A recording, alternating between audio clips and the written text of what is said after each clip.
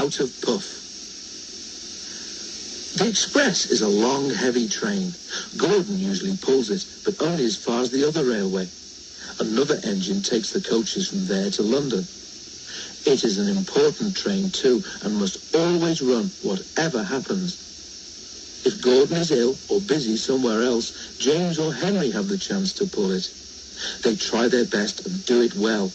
Too well, perhaps, because sometimes the importance of the occasion goes to their smoke boxes and makes them boastful.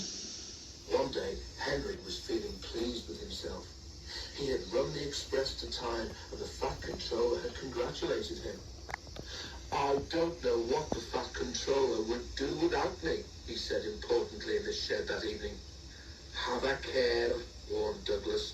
"Too much puff about yourself, and you'll maybe run out of puff one day."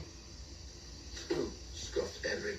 "I pulled 2 trains and a failed diesel once, and the Fat Controller said I was an enterprising engine."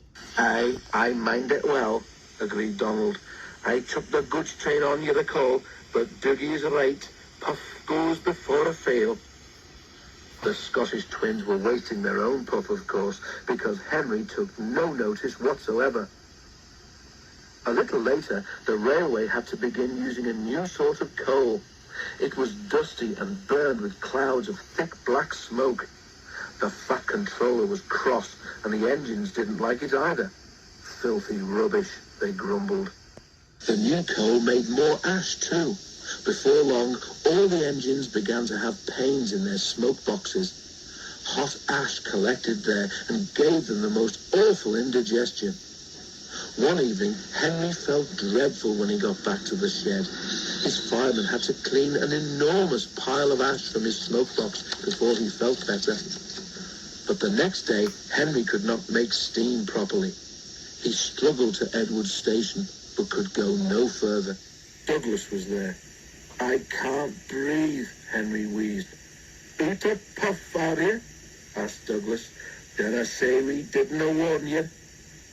Henry couldn't answer. Douglas took his train for him. The fireman cleared away more ashes, but when he tried to close Henry's smokebox door, it did not make the airtight fit that it should have done. "Those hot ashes have bent your smokebox door," he said. "Air is coming in so that you can't breathe properly through your fire.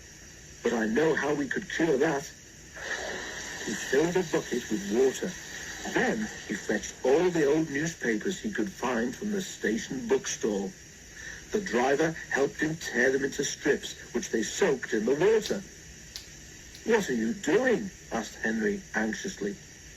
"Making something called papier-mâché," explained the driver.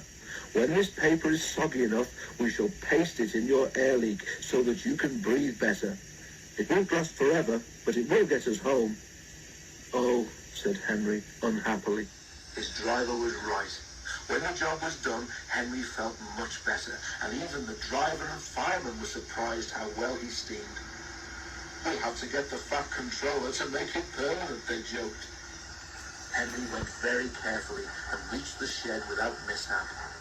His story was there before him, of course. Donald and Douglas didn't say anything, but now and then made sort of breathless, puffing noises.